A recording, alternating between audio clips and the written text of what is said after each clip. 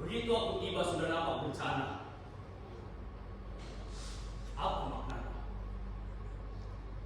Ya, bila dipikir makian apa yang ku dapat tadi, rasanya akan sungkan cepat-cepat balik kemari. Tapi tahu aku datang juga. Aku bawa dari sini. Aku tangkap dia ketika sedang mengurus mayat dan terlarang. Aku yang tangkap dia, bukan orang lain. Jadi, sekarang aku serahkan bukti Adi. Sesudah itu bila diizinkan, aku akan segera pergi. Beri aku laporan selengkapnya. Gadis ini mengurus mayat Polinesis. Begitulah. Bila kamu bohong, parah akibatnya. Aku menyaksikan ia mengurus mayat dan menurut perintah Anda tak boleh dijawab. Masih kurang jelas kah? Aku ingin mendengar bagaimana kamu menangkapnya. Begini. Begitu aku kembali dengan makian Anda, masih kami yang diterima. Setelah kami bersihkan mayat itu dari debu dan kekembangan. Lalu kami biarkan saja barang busuk itu terbuka. Kemudian kami duduk di tanah yang lebih tinggi, menghindar dari bau busuk mayat itu. Dan setiap orang memaki dan berteriak mendesak pada orang-orang yang mendapat giliran jatuh agar mengorek tanah yang menimbunnya. Ia menjaga hingga tengah hari waktu matahari tepat di puncak bukit. Tiba-tiba datang hujan debu, angin puyuh dan dedaunan berjatuhan. Kami pun merapatkan mata agar terhindar dari alam yang brutal. Akhirnya, kita semua mereda. Kami lihat dari sini, menangis seperti induk burung yang menangis di sarangnya yang kosong. Ia melongo, melihat mayat saudara terbuka dari tubuhnya. Lalu, ia mulai mengeluarkan kutub dan serapah. Kemudian, ia timbuni lagi mayat itu dengan debu. Bahkan, ia pergi juga dengan air suci yang dia bawa dari dalam sebuah kunci. Ketika kami melihat itu semua, tentu saja segera kami tangkap dia. Tampaknya ia tenang-tenang saja. Kami tuturkan kesalahannya dan ia pun mengaku. Juga diakui bahwa ia pula yang melakukan pelanggaran terdahulu. Jadi, aku sekarang setengah senang, setengah susah. Senang kami terbukti bersalah. Susah, orang-orang lain mendapat susah. Ya, yang jelas kini aku selamat. Kamu yang matamu tunduk ke bumi, apakah kamu mengaku salah di depan kamu? Akan kuingkari. Semua aku yang lakukan. Kapitan, kamu boleh pergi. Di dalam hati bagus kamu bersyukur diri.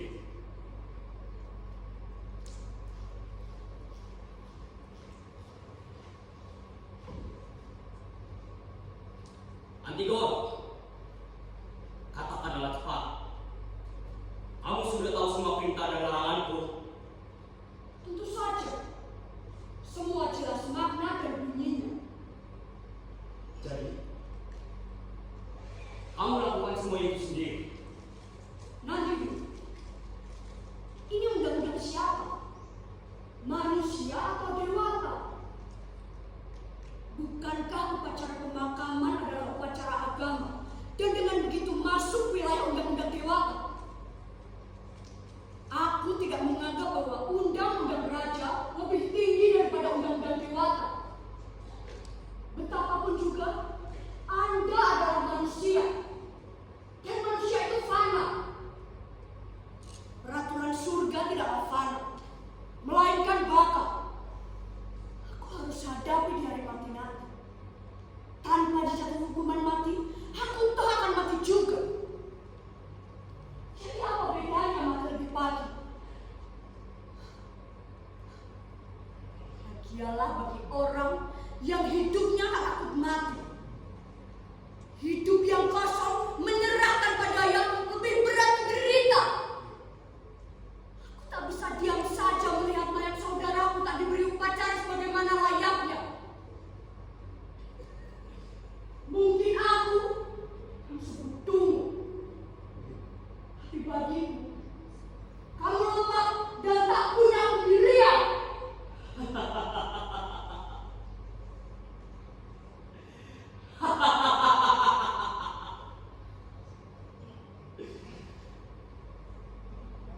Aku kenal sungguh watak yang kukuh. Sekali kumentur akan rapuh. Dia pun baca, ada juga kelemahannya. Kuda yang galak bisa jinak dengan rumput sekota. Itulah yang dia butuhkan. Kendali. Gadis ini mengerti ia bersalah dan merasa bangga dan megah. Bila hal ini aku diamkan saja, maka sebut ia lelaki dan aku wanita. Aku tak peduli kalau ia keponakanku. Aku tak peduli kalau ia paling dekat dengan itu. Ia dan Ismen akan bebas dari hukuman. Ya, aku tahu Ismen juga ikut terlibat dalam hal ini. Tangkap dia. Aku lihat dia berada di sana bicara soal diri seperti setengah gila. Ya itulah siksaan batin akibat menginginkan dosa. Apakah kematian saja belum cukup? Apalagi yang masih Anda inginkan? Memang itu sudah cukup bagiku. Apalagi yang Anda tunggu? Pendirian kita saling bertentangan. Tak ada harapan untuk diaturkan. Bagiku, tak ada alasan untuk mati lebih bagus dari ini. Mati membela upacara agama untuk seorang saudara. Orang-orang ini juga berada di pihak saya, tapi mereka takut untuk bicara. Keliru.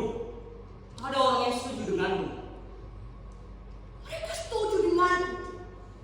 Mereka terpaksa takut kepadamu. Mereka patuh. Hanya kamu yang kukuh. Kamu dungu dan tak punya malu. Malu? Kenapa malu?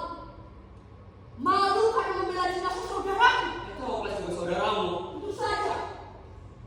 Jadi, kenapa kamu tidak setia kepadanya? Bila ia masih ada, maksudku pun akan didukungnya. Ia akan setuju pada sikapmu atas Polynesians. Ia saudaranya, bukan budaknya. Ia menjadi buatannya sendiri. Tapi atau plus mempertahankannya. Itu tidak mempengaruhi upacara pemakaman menurut agama. Kawan dan lawan waktu yang sama. Menurut adat upacara tidak ada bedanya. Musuh kita toh. Tak bisa menjadi kawan setelah mati. Kalau aku dihadapkan pada pengelompokan, maka akan kupilih persatuan dan keaturan, bukan perpecahan dan kebencian. Baiklah. Aku dikubur. Pendirianku tak akan luntur oleh wanita tak akan mungkin digusur.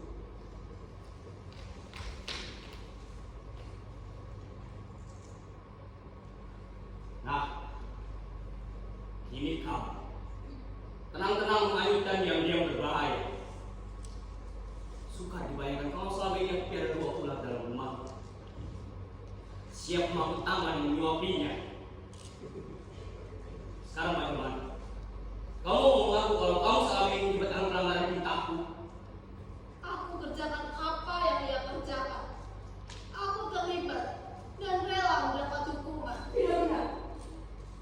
Kamu tidak mau membantuku dan aku campur tanganmu. Kamu mendapat susah. Aku ingin menemanimu dalam penderitaan. You masa tahu siapa yang berbuat.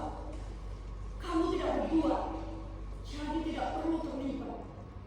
Sebagai seorang saudara, kenapa kamu sampai hati menolakku membantumu mengikuti mati? Jangan kamu asal ikut-ikutan. Jangan pula mengaku apa yang tidak kamu lakukan. Aku pergi mati. Satu kematian telah cukup memadai. Apa gunanya hidup tanpa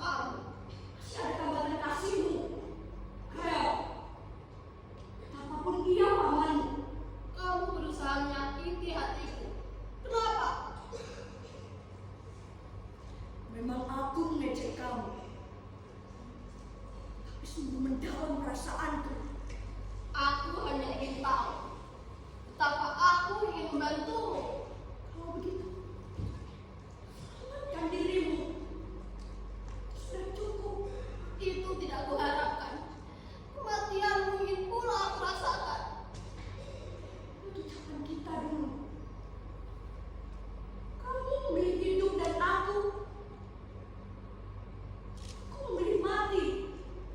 Waktu itu, aku tidak mengungkapkan isi hatiku yang terdalam. Waktu itu suaramu penuh kesadaran. Betapapun hubungan ini harus kita tanggung bersama. Jangan repot-repot.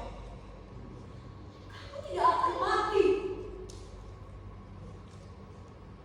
Tapi aku sudah menyerahkan hidupku untuk kematian. Kedua gadis ini, yang satu sudah lama gila, yang satunya ikutan pula. Betapapun malasnya orang di dalam penderitaan, ada pula akibatnya di dalam pikiran. Itulah yang melihat pada kamu. Kamu ikutan kejahatan itu pula kesalahannya. Tak bisa aku hidup tanpa dia. Lupakan dia. Mati justru akan membisikkannya. Jadi, Anda akan menghukum mati tunangan putra Anda. Ada banyak wanita lain di dunia. Tetapi mereka sudah sejiwa. Akan kuizinkan putra istri wanita urakan. Remon yang malang. Itulah rupanya sifat ayahku. Ucapkanlah itu nanti di neraka. Anda benar-benar akan memisahkan mereka berdua.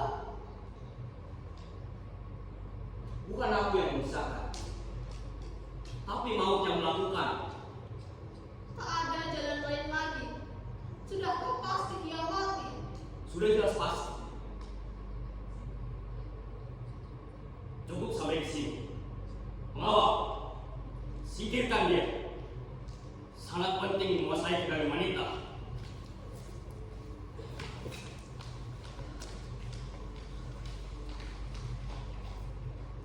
Bagi yang lain, itulah pelajaran. Betapapun beraninya seseorang di depan maut, ia pasti tergoncang.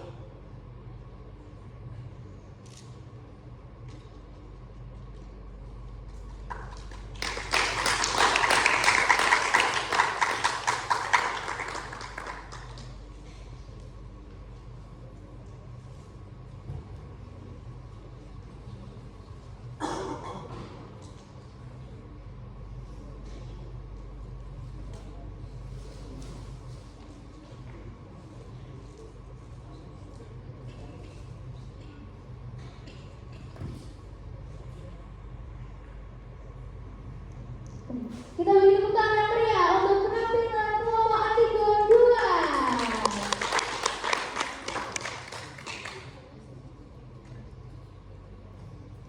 Hadirin yang terhormat, pertunjukan ini juga melibatkan mata kuliah audiovisual dengan dosen pengampu Bapak Ahmad Dayaris, sarjana seni, magister seni, dan Bapak Wisnu Samudro, sarjana seni, magister seni.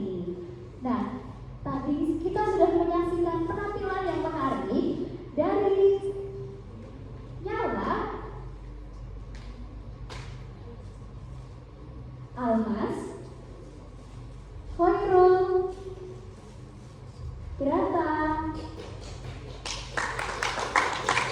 dan Aura. Kembali kita berikan yang meriah bagi kelompok Antigon 2.